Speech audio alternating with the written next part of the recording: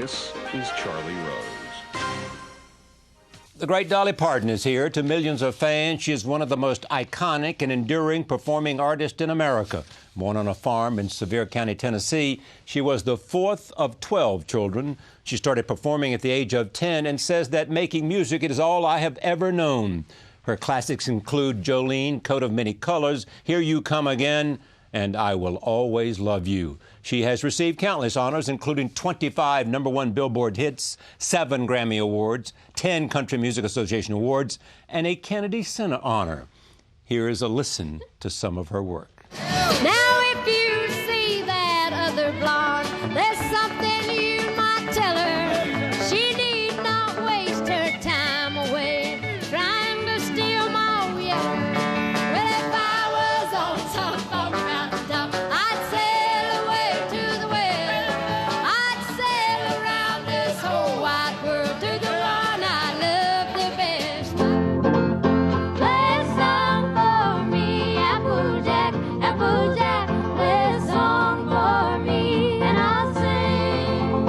Play a song for me, Applejack, Applejack, play a song, let your banjo ring. And I dare not drown my sorrow in the warm glow of your wine. You can't buy my love with money, for I never was that kind. Silver threads and golden needles cannot mend this heart of mine. And the flowers still grow, but they don't smell as sweet as they did when you picked them for me.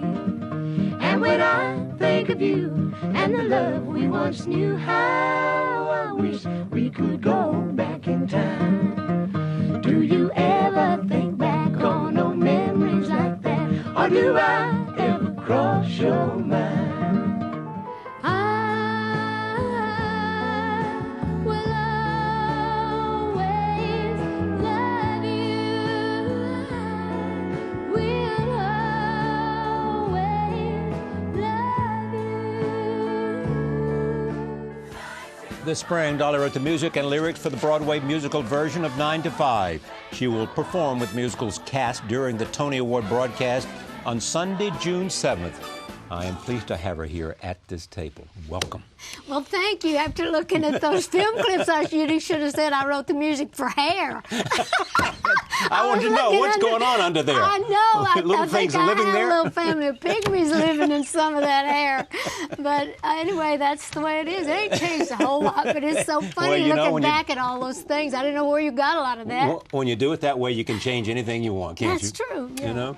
And you think you look good at that time. Then you look back Well, and you damn, think, you did oh, look you good. look too good. And still do. Well, thank you. Nice to have you here. Well, thank you. I'm finally glad to get to be on this show with you. What's the secret to longevity? Well, loving what you do, I Good start. think. Yeah. And I'm excited every day with everything. I never know what I'm going to do. I have a new dream every day, and it's energizing to me. And I just wait. I'm a spiritual-minded person, so I just kind of pray that everything will come right. God has a purpose for you? Yeah, I do feel that way. You do? Yeah, I do. I always have. And so it's better to believe it. It helps me, takes pressure off me. I just give him the credit, or I can just blame him. Put yourself in his hands. Yeah, exactly. Do you write now other than writing for 9 to 5? Oh, I write all the time. I've been writing since I was a little bitty girl. I started writing serious when I was about 7 years old when I learned to play the guitar. I'm from a musical family. All my mother's people play and sing, mostly church people. So that gift came naturally, but I write all the time. Not a day goes by that I don't write down some title, some thought, some idea, or even a song or two. Why do you think it worked out other than God's will for you? I mean, it's passion, it's talent, it's timing, it's luck. And sacrifice. And sacrifice. We'll talk about sacrifice. Well, actually, it was something Sacrifice is right. I found out early on that I loved it. As you mentioned early in the show, I'm from a family of 12 children, 6 girls and 6 boys, and I have a sister and 2 brothers older, and 8 children younger. So I was kind of born in one of those spots that, and I was a very energetic, hyper little kid. I needed a lot of attention. And so I just needed it, but I wasn't getting all the attention. We got love, of course. They loved us all the same. But there were so many, they couldn't give as much as you'd like. And so I found out early on that I had to, instead of just staying in trouble all the time, I had to kind of focus on something. So I learned to play that guitar, and I learned to love it. Now, what would trouble be, boys? No, just being too hyper and too, trying to get so much attention and either aggravation or just being loud and not realizing it, just being into everything. So I learned to discipline myself through my music, and then I started writing these songs.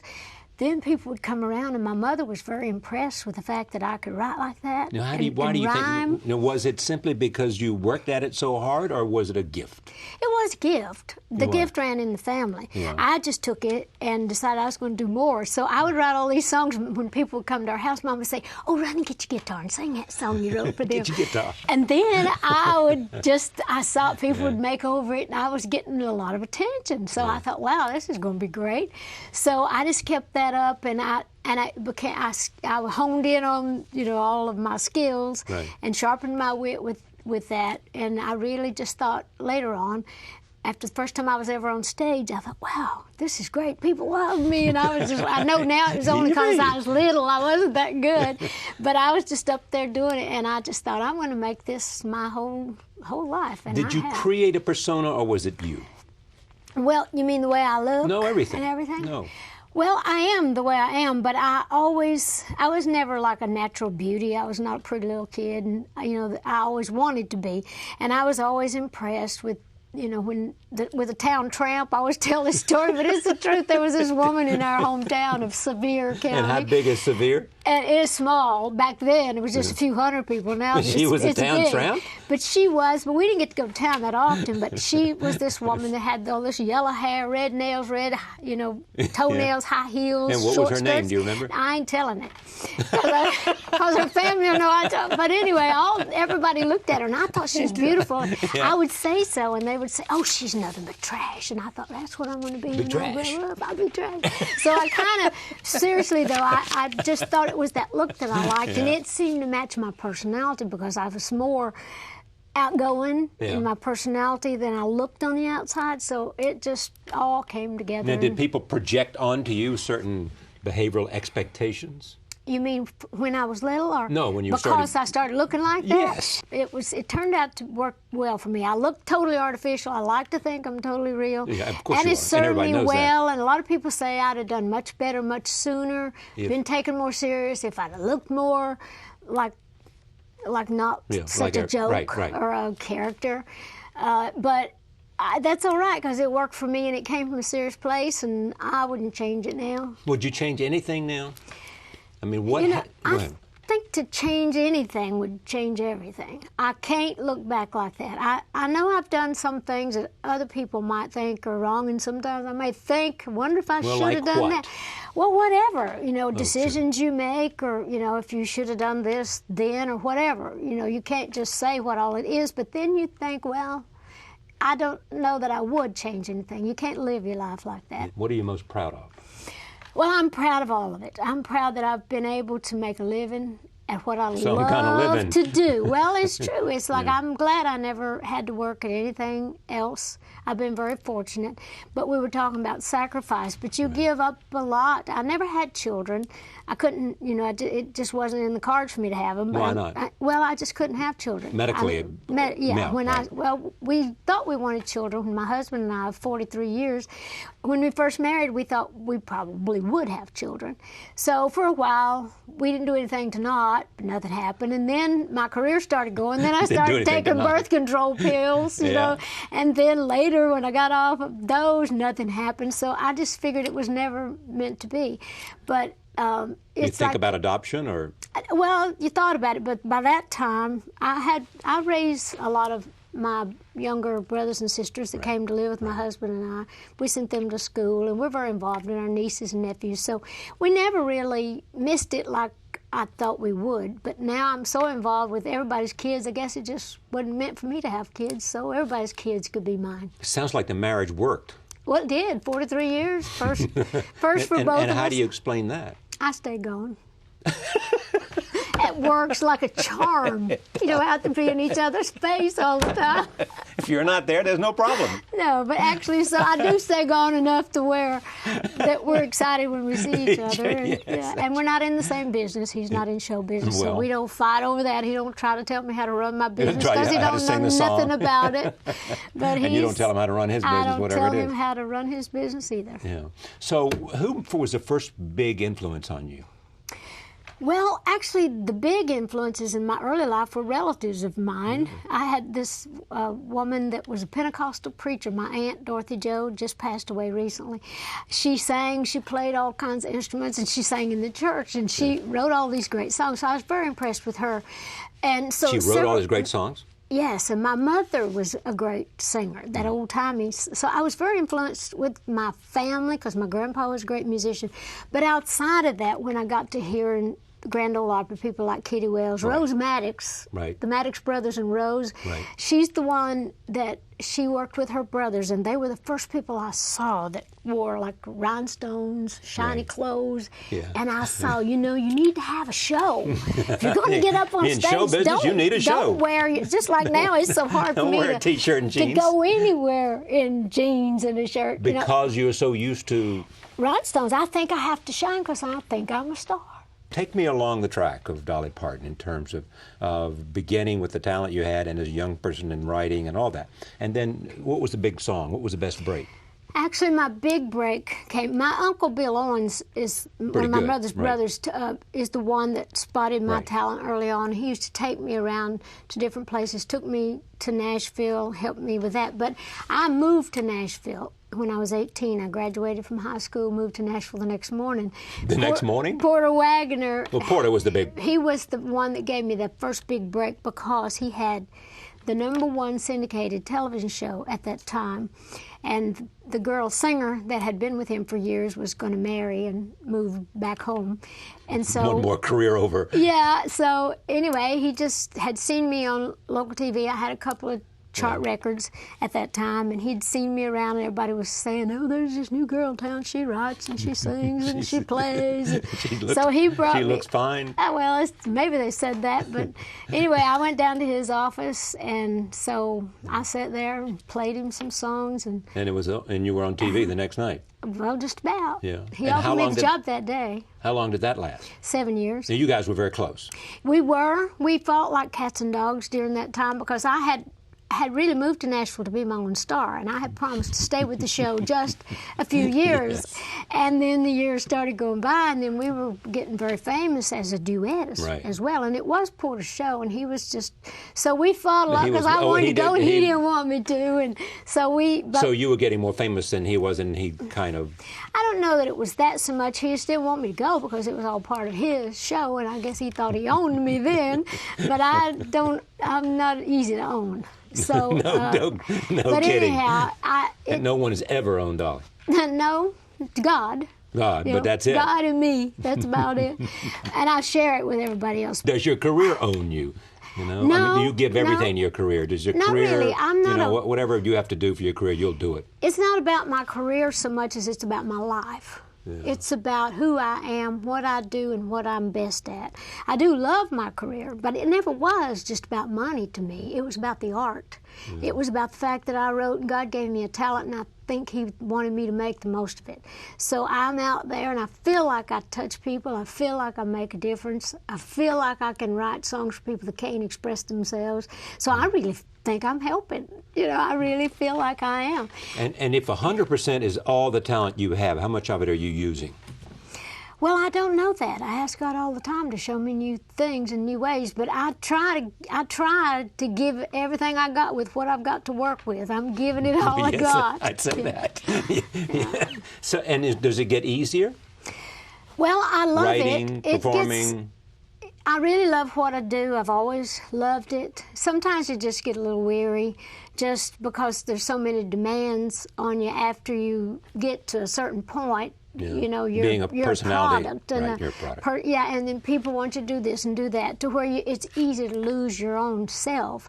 And being as spiritual-minded as I am, I kind of often worry about that I'm losing my soul, or don't let nobody steal your soul. It's like, hang on to that for dear life.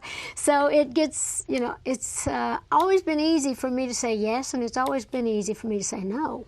But sometimes you just get into those It's places easy to where, say yes, and it's easy to say no. yeah. And it all works, and I'm certainly not complaining. I want to do this all the days of my life. Well, did you run into a lot of sexism? I mean, you mentioned Well, Porter's show and all of that. I did, but I always used that to my best interest, because I looked like a girl that may be easy. But I was serious about my work, Yeah. and it didn't take long, because I grew up with 6 brothers, my dad, all my uncles, all my boy cousins. So I knew the nature of men. I love men.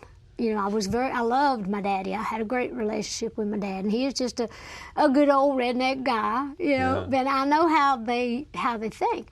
So You know I how always, men think. Yes, and I always felt like that. I always say that I look like a woman, but I think like a man. Yeah. So right when somebody thought they really maybe had me right where they wanted me or thought I would be, I would, like I've often said, just joking, but it's sort of the truth. You know, I would just have the money and be gone.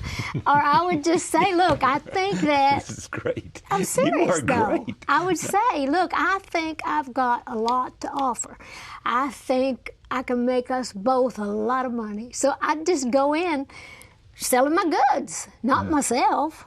You know, part of myself was part of the goods, but I never slept with anybody to get ahead. If I slept with somebody, it's because I wanted to, not because I was doing it to make any points with somebody. I'm a very professional Dolly Parton. I can't tell somebody else how to be a professional, but I know who I am. I know what I will, won't do, what I should and shouldn't do. And so I've been able to be fortunate to wind up with a lot of wonderful people that's helped me greatly along the way. It seems to me that you have this most extraordinary self-awareness, that is a signal quality of yours. You know yourself, you know who you are, you know what your talents are, you know what you want, you are prepared to suffer to get it. Well, that's true. And I think that's a quality that people should have. I mean, it's like if you don't know who you are, you can't expect to pay somebody to tell you who you are. You know, if you know who you are, you've got a good starting point. Right. You know, and I'm from a good family, good people, you know, country people, but there was a lot of good stuff in there on both sides of my family. Good personalities, depth and tenderness and sensitivity and caring. And the talent too. So I just saw that there was so much of that stuff that I needed to, you know, and I was very, like I say, spiritual minded. I believed in God, and I believed there was something greater than me that I could look to draw strength from. And that has guided me and led me through the years, and it's kept me from, you know, it's kept me strong, and it's kept me from ever having ego problems or having false pride, you know. Knowing that somebody larger than you are. Yes, and so it's a thing that I love. But I am very aware of who I am, and I like myself.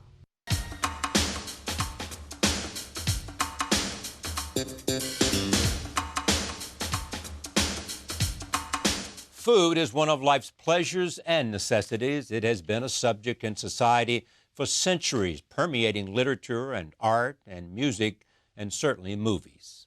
Foods, glorious foods, what's good to be grateful. I'm gonna be slinging pizza for the rest of my life. The best pizza! Just tell me what the rat wants to cook. Ratatouille. It's a peasant dish.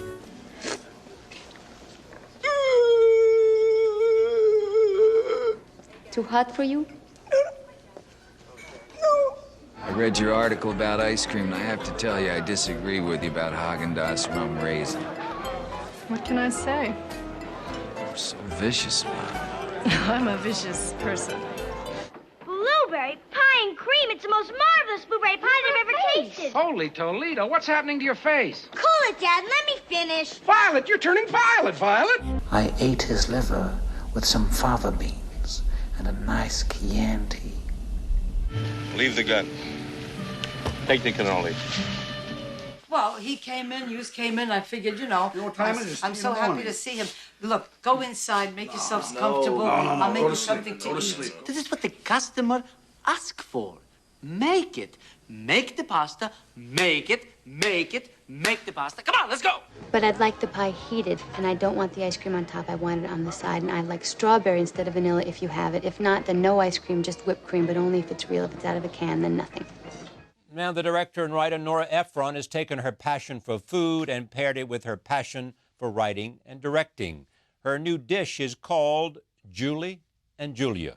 It stars Meryl Streep and Amy Adams and others. And speaking of Meryl Streep as Julia Child, the New York Times says in its review, by now this actress has exhausted every superlative that exists, and to suggest that she has outdone herself is only to say that she's done it again. Her performance goes beyond physical imitation, though she has the rounded shoulders and the fluting voice down perfectly. And the Washington Post notes, Julie and Julia might have started out as a paean to the joys of cooking, but it turns out to be an even more profound appreciation of the mutual comprehension and erotic charge that defines a great marriage. And finally, the Wall Street Journal. Nora Ephron's Julie and Julia gives us Meryl Streep in a grand comic performance, a fearless actress playing the fearless Julia Child in post-World War II Paris, where she is in the process of transforming herself from an embassy wife into a world-famous apostle of French cuisine. Here is the trailer for Julie and Julia. I'm Julia Child. Bon appetit. Before she changed the world, Julia Child was just an American living in France. Shouldn't I find something to do? What is it that you really like to do? Eat. And we are so good at it. Look at you. Now, They're how growing good in you are. front of you. But what does Julia Child have to do with me, lowly cubicle worker Julie Powell? So how's your job, Julie? Are you the person to speak to about my insurance form? You can speak to me. Do you have any power? No. Heartbreaking. So sad. Painful. Not in a bad way. I don't know. Do you think I'm lost? Is this lost? If you met me, would you think that woman is lost? I would think that woman is strangely repetitive. Did you hear what happened to this one? Showtime bought my blog for a mini-series. I could write a blog. I have thoughts. Write a blog about cooking. I'm not a real cook like Julia Child. Julia Child wasn't always Julia Child. Why don't I go to cooking school? Bonjour! The Julie/Julia Project. I cook my way through Julia Child's cookbook. 365 days, 524 recipes. I am risking my well-being for a deranged assignment. Is it crazy? Yes. You should have seen the way those men looked at me. But then they discovered I was fearless. Oh, Julia, you make it sound so simple.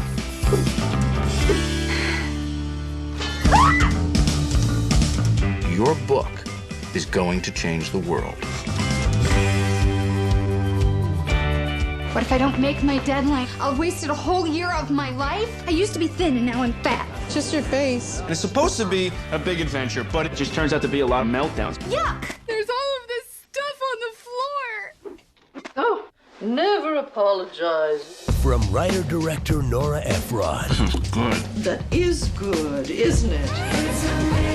Meryl Streep, Amy Adams. I was drowning and she pulled me out of the ocean. Don't get carried away. What's for dinner? What's for dinner? Oh, my. You have no real talent for cooking. And I am pleased to be joined by two friends, Nora Ephron, the writer and director, and Meryl Streep, the great actress. Now, were you a devotee of Julia Child? I was in high school, of course. Not even. People. I was in the 8th grade. But the book has been when her show 100,000 printings, yeah, so yeah. it doesn't matter what generation you are from. No, exactly. My mother was not a devotee, and it was hurry up and eat it. What did you cook? We had a lot of steaks, chops, and tuna fish and noodle casserole But you, and TV do dinners. you cook? Me? You. Yes, I cook.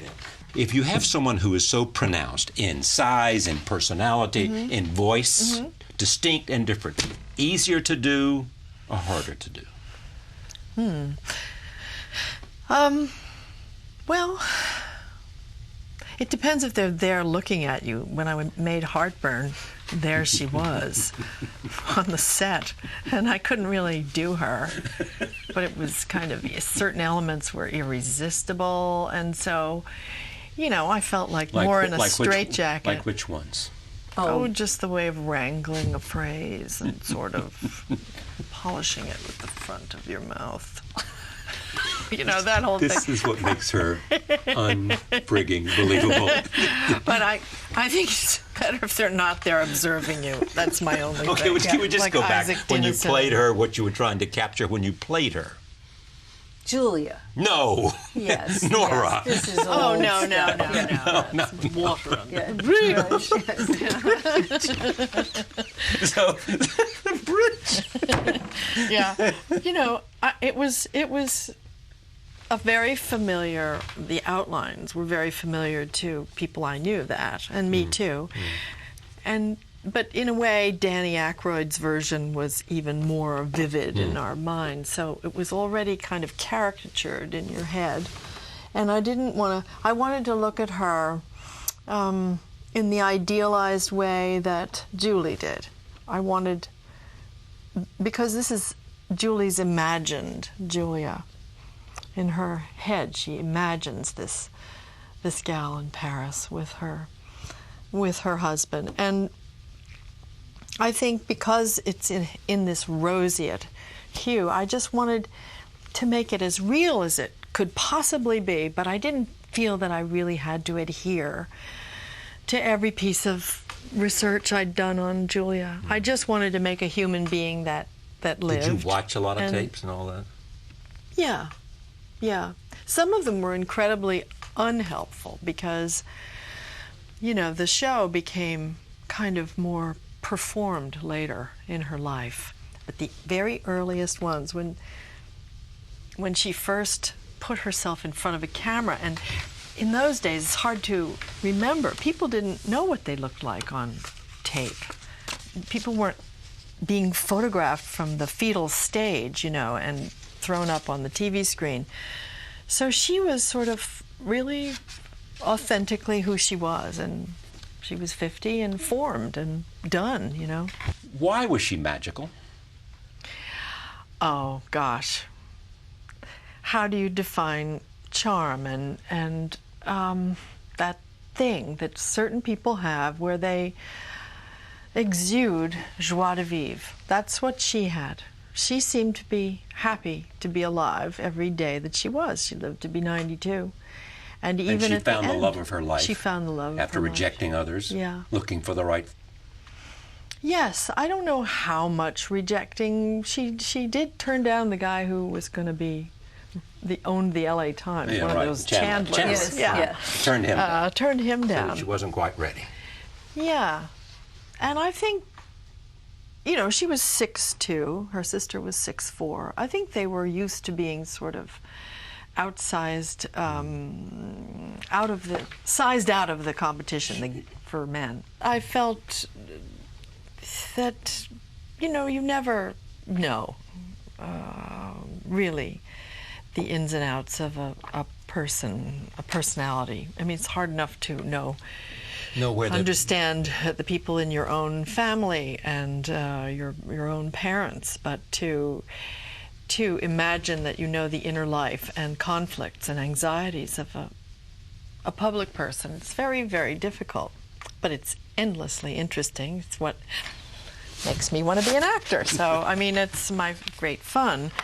But I thought, you know, I never met her, but I did have an encounter with her. What was the encounter? During the time that I was working, for about 10 years, I was working with a group called Mothers and Others, aligned with the NRDC, which was trying to get organic produce in the local supermarkets, a thing that was just impossible and unheard of, and nobody, you know, you just couldn't get it. And I thought it would be a great idea to enlist her help. But she really brushed us off in a very sort of dismissive, rough way in a letter. And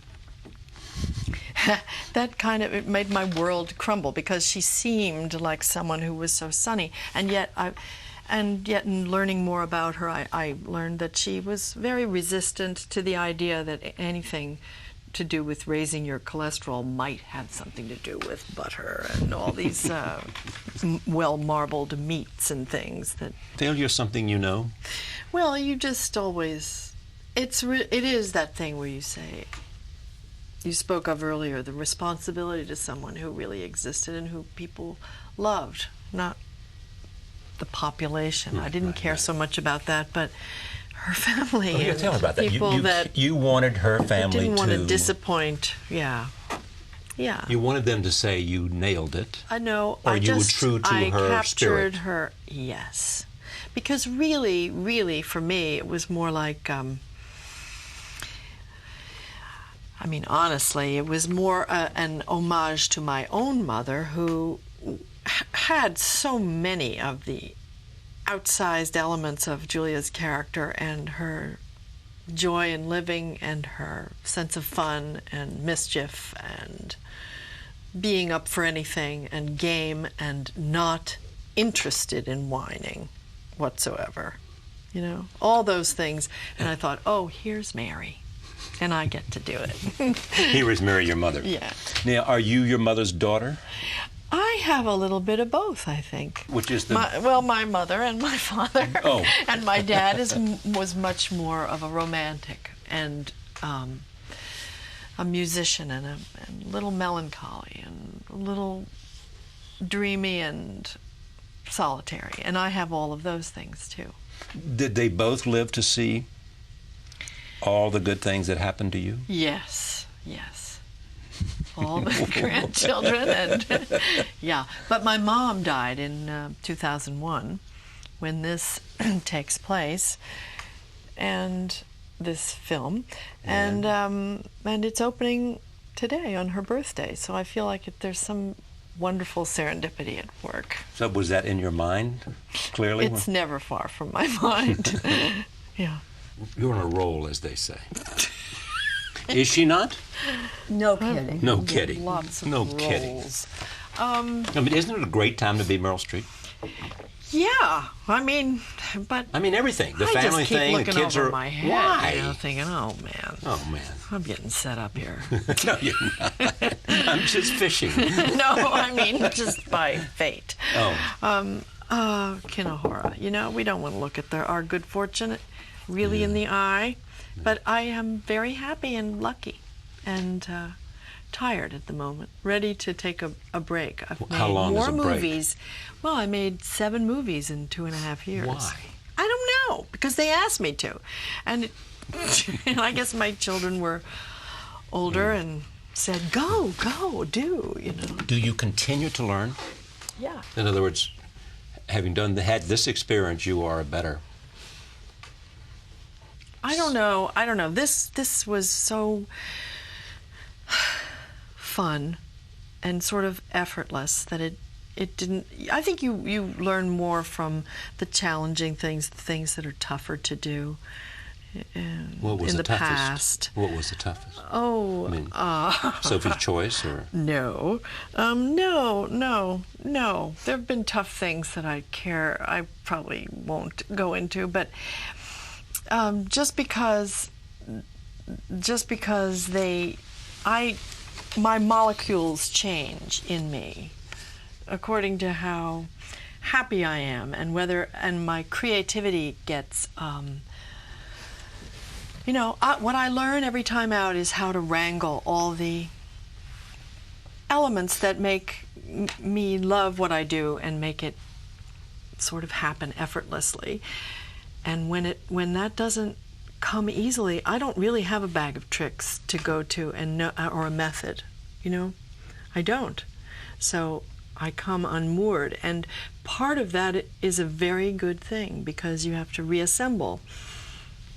Nobody knows what I'm talking about. No, we do. I'm sitting here thinking. Actors do. But so no. And so it's very good to have to start blank and figure out how to begin again.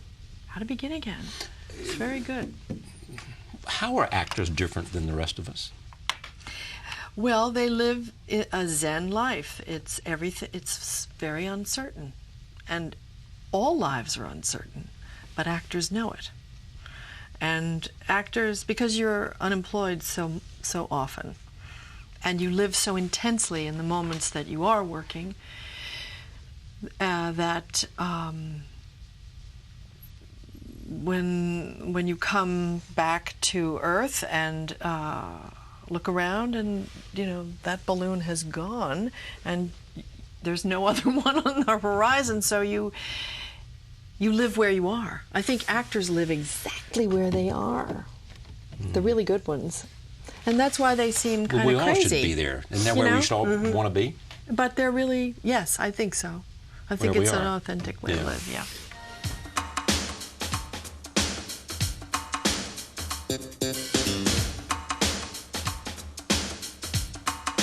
Dame Helen Mirren is here. For 4 decades, she has acted on television, in movies, and in the theater. Makes her a triple threat, it does. Some of her work includes Gosford Park, Elizabeth, and Prime Suspect. In 2007, she won the Oscar for The Queen. Here is a look at her in action. Yes, Merlin, that's it. Set the world to rights. Call the dragon. Mend the sword. Speak the charm of making.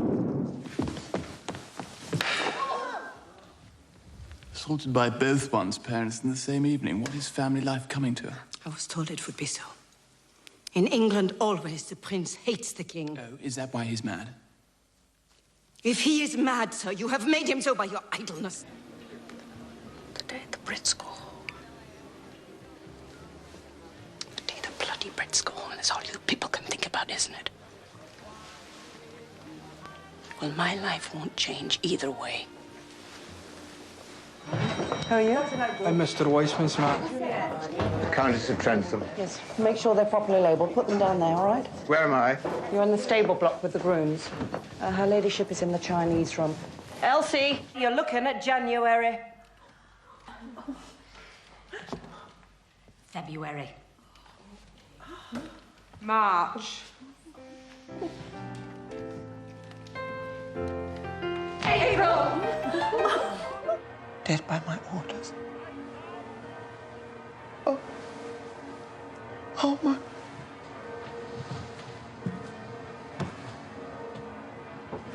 Jameson! How are you? No! You weren't gathering evidence against Ziggett. You were going after Lukic. This is the meeting we had never took place. I thought it never did take place. Did it ever cross your mind you might actually be wrong? Yes. You're off this investigation. Take a week's leave. And it is my belief that they will any moment reject this mood, which is being stirred up by the press, in favor of a period of restrained grief and sober private mourning. That's the way we do things in this country. Quietly, with dignity. Her newest project is her memoir. It is called In the Frame, My Life in Words and Pictures. I am pleased to have Dame Helen Mirren back at this table. Look at this. Welcome, welcome, welcome. Yes, thank you. There? I know, my baby. One of my many babies. So why did you decide? And here? Yes. So why a memoir now? Oh, God. I was asked, I've been asked over the last 10 years to write a memoir or an autobiography, and I resisted it because I couldn't think of how to do it. And then a very good friend of mine sort of suggested this picture format, which is very easy because you don't have to write so much. But yes, actually, right. In the end, I did write. I was asked to write 15,000 words, and I wrote 56,000 words. So it sort of expanded because I really enjoyed the writing process. The process or the actual, you mean the process suggests there's something about the process you enjoyed rather than simply putting your thoughts down and your feelings down. Well, isn't that on sort paper. of the process? Okay, fair enough. it's those quiet moments with the computer and your memory. My memory is terrible. But, you know, memory is such a wonderful thing because you can...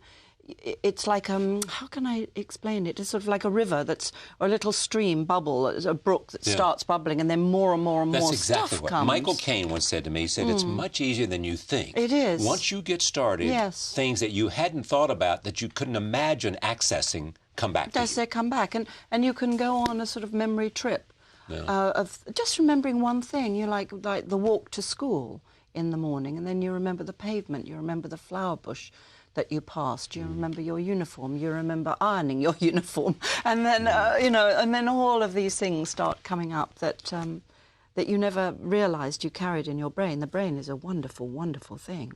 We'll show some of these photographs, but you have to face the question as to when am I being too honest, too candid, too revealing, and who might get hurt in this if I do this? Yes, I didn't feel the need to address that because I didn't feel like attacking or criticising anyone. There are people in my life who deserve to be attacked and criticised, but I just didn't. I don't know. It's mean-spirited and vain in a peculiar way, and I just didn't feel the need for that. I wanted the book really to be about the pleasure of my life, the love of my life, the love in my life, and. You know, and on that level, it came very, very easily. I put the knife into one person. Who was that? Oh, I'm not going to say. I'll have to find him in the pages of the book. But you've hit on the target that I want to talk about, the pleasure of your life, the love of your life, what was inside. But let's talk about early times first.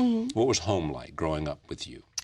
Well, I grew up in an extremely small house, a family of 3 children, in a lower income sort of environment, but an environment full of contradiction, which I think was very healthy. My parents were atheists, and my father was probably a communist or extreme socialist, but they sent me to a Catholic convent school. Yeah. So that in itself sort of describes the sort of wonderful sort of contradiction in my life as a kid, which I think is very healthy. They loved to talk about issues at the dinner table. They did. We had no television. We didn't really have a radio. And small talk was not a big thing.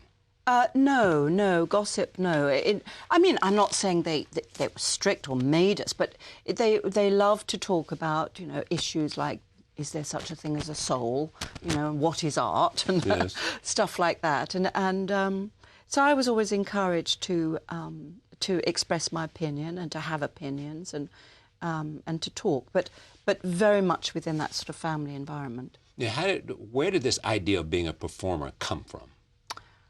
I don't know, you know. I mean, I think it has to be genetic to a certain extent, and certainly on the Russian side of my family, there was always an interest in the theatre. In fact, one of my ancestors in Russia started, in a way, the first theatre in Russia. He started a surf theatre on his estates in Russia in the sort of, 18th century, 17th, 18th century.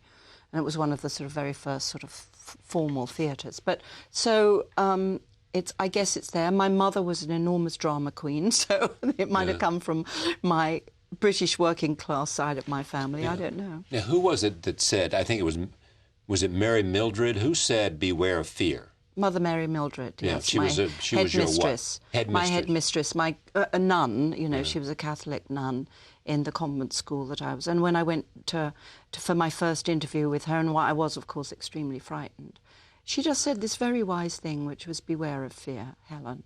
Just be careful with fear. And it takes you many years to understand the wisdom in something like that. What was it that got you on stage and got you interested in the National Youth Theatre and got you at the Royal Shakespeare and got you to Peter Brooks? Well, you know, a love of the world of the imagination, I suspect. The ability to sort of shut the rest of the world out and enter into a magical world.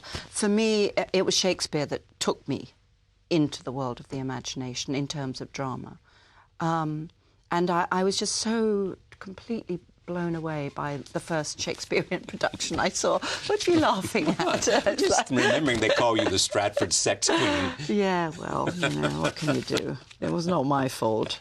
Oh, really? No, it was nothing. Was it? It was the fault of the bloody journalist who wrote that. Like, all right, let's look at some pictures here, too. Back. Who is yeah. this? That's my sister and my brother. Yeah. My sister, obviously, me in the middle. And this? That was a costume fitting. I've always loved costumes, and that was my first proper costume fitting at the Royal Shakespeare Company. I was playing Cressida. You can see what a poser I am already. Did you have a favourite Shakespearean character? Rosalind's a great character. Oh, here's the one I was looking for. There's the sex queen. Stratford's very own sex queen. No, it's not, especially. It's not. I know. But, I mean, it does have that kind of come-hither look, they might say. Oh, maybe. I don't know. Come hither on the grass. Come hither on the grass with me. I must find the name of that journalist and send him a thank you note. Thank you note. Thank you for nothing. Yes. OK, this is Two-Way Mirror. Yes, working with the great... It looks like Arthur Miller. It is the great Arthur Miller. Yeah. So what impact did Peter Brook have on you? Oh, my goodness. Well, probably the work that I did with him, which was only over a year's, probably reverberating in me, you know, in my professional life throughout. And, OK, yes. Because what? Because I think that he was the person who truly understood. You know, he is a great genius, and truly understood that every actor is an absolute individual, you know, and you cannot form yourself. And actors are always looking at other actors saying, oh, why can't I do that? Oh, they're so brilliant. Why can't I be like that? Why can't I be like her? And actually, all you really have is yourself. And it's finding the truth of yourself that you have to sort of present on the stage or in the film. How do you do that? Find the truth of yourself? You don't find it by looking. There's a terribly Zen sort of answer. Exactly. You don't find it by looking. And, of course, it's you know, why actors are so confused, because they're having to look at themselves and try and find themselves all the time in order to reproduce, even though you're obviously often playing a character far beyond yourself. But every character you play always carries some of yourself within it. And the only way you can really perform any character really well is by giving it of yourself, of your own emotional, you know, story, your own psychology. But essentially you're saying you can't go in search of it, you just have to wait for it to come. In a way, and then that's a kind of stupid, dumb answer, because you go, what the hell does that mean? All right. So, and then along comes in 2006, as we go down memory lane. Yes. Prime Suspect. No, yes. It ended in 2006. Earlier, ended in 2006. It came along and started in 1980 something or other. Did you know what this could be for you when it... No, you never do, Charlie. It's always these things come kind of, you know, sideways. They hit you always from the side.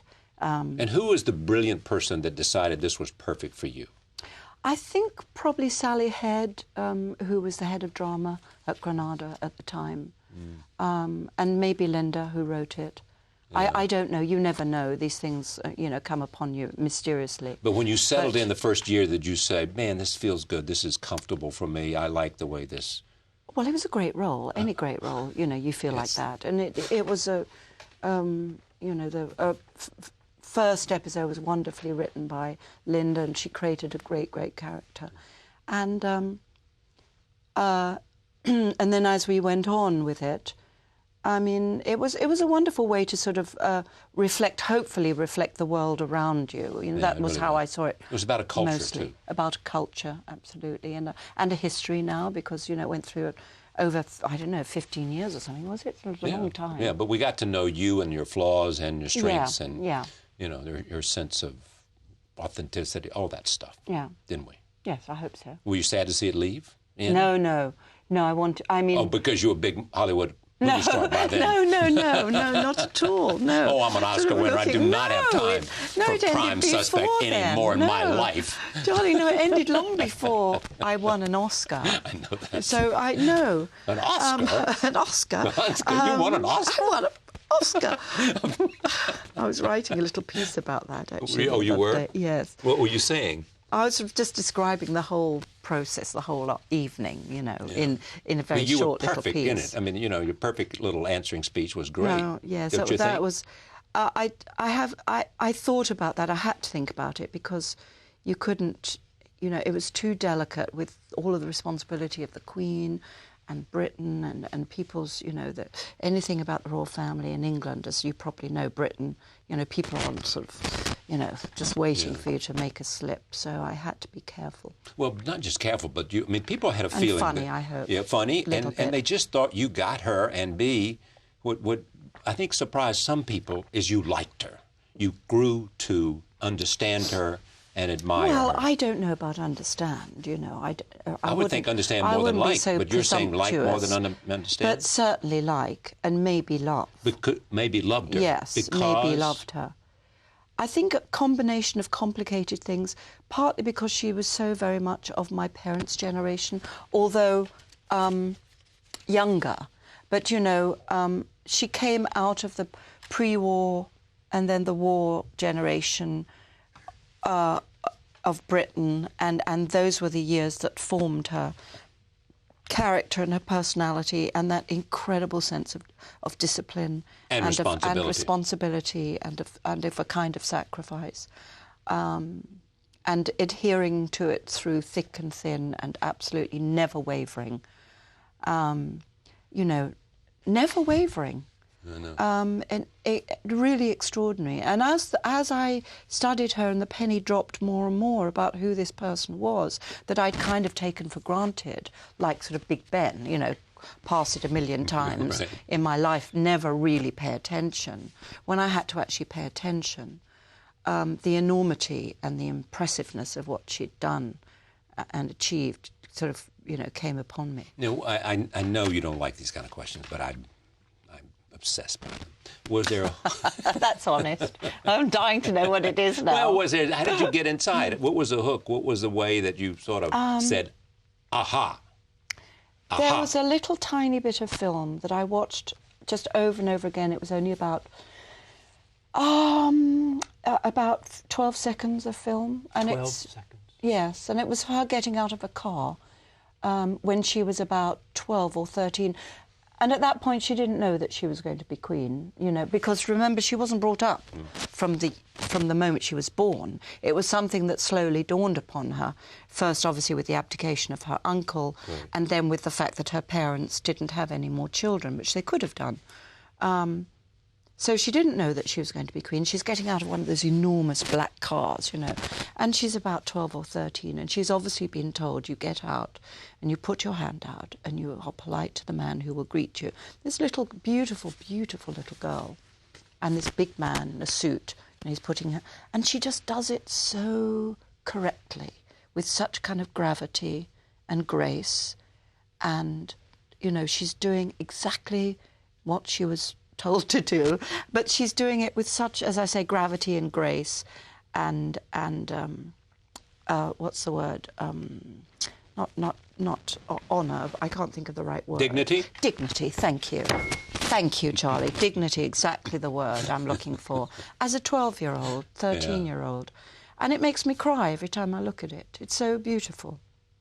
Wow. And she was also she was a laughing little girl. You see, you know, early film of her skipping along, laughing, this beautiful smile that she had.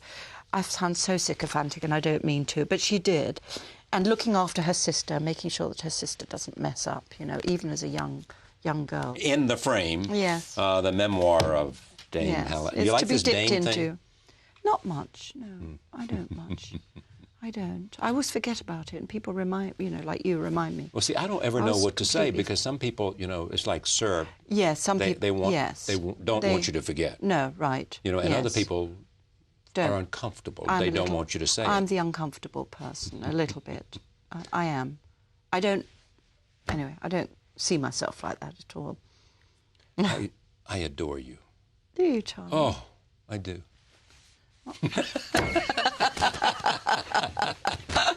There is time. Even after Taylor 4 decades. Taylor would give me another black eye. One's enough. Yes. Much success, my dear. Thank you. Thank you very Pleasure much, to Charlie. see you.